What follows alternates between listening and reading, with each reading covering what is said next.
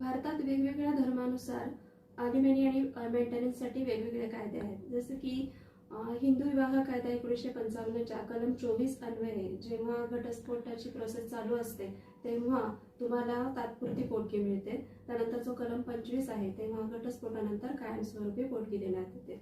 हा जो कायदा आहे हा हिंदू, बौद्ध, शीख आणि जैन या सर्वांसाठी लागू आहे. त्यानंतर जो स्पेशल मॅरेज ॲक्ट आहे याच्या कलम 36 आणि 37 अन्वये ज्यांनी इंटररिलिजियस विवाह केले आहेत अशांना देखील तात्पुरती आणि कायमस्वरूपी पोटगी मिळते.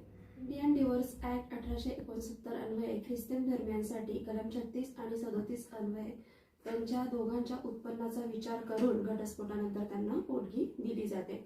तसेच जो पारसी ॲक्ट आहे त्यामध्ये पत्नीला घटस्फोटानंतर पोटगी कधी मिळते तर तिच्या विवाहाच्या वेळी तिचं जीवनमान कसं होतं याच्यावर आधारित तिचा पोटगी असते.